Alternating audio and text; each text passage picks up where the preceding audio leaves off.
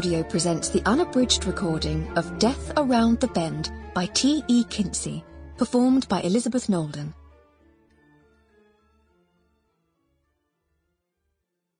Chapter 1. What do you think, Flo, the red scarf or the green? Lady Hardcastle held up the 2 silk scarves for my inspection. Why not take both, my lady? I suggested, as I continued to pack the rest of her clothes. Well, yes, of course, she said. I was just trying to avoid overpacking. We're only going for a week. I don't think a single silk scarf is going to make a great amount of difference at this stage, I said, indicating the already well-crammed trunk on the bedroom floor and the accompanying collection of cases and bags. She looked around. I see what you mean. Honestly, Flo, do you really need all this paraphernalia? This paraphernalia, as you so testily describe it, I said, constitutes the bare minimum required for a week at a country house, and you very well know it. She sighed. I know, but, I mean, really, how will we ever fit it all into the motor? It was my turn to sigh. I thought we'd settled this, my lady.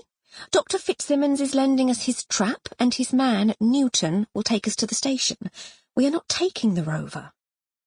Several hectic, summery weeks had passed since we had accepted an invitation to spend a week at Codrington Hall in Rutland, home of Lord Riddlethorpe, during which time we had discussed the matter of taking the new motor car with tedious regularity.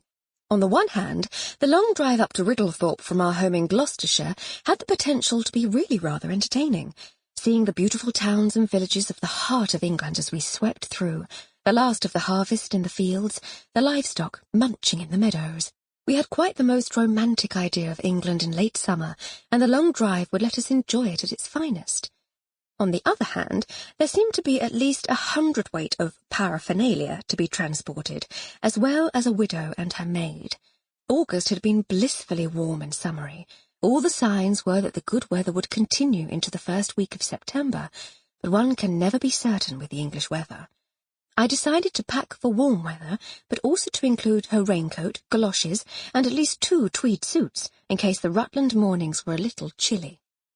The thought of spending many hours crammed inside the tiny motor filled us both with unease, and that was if we could even work out a way of loading the trunk, cases, and bags in the first place. We had dithered between the alternatives for many days, until we had finally decided, or so I had thought, that taking the motor was far from practical. Sample complete. Ready to continue?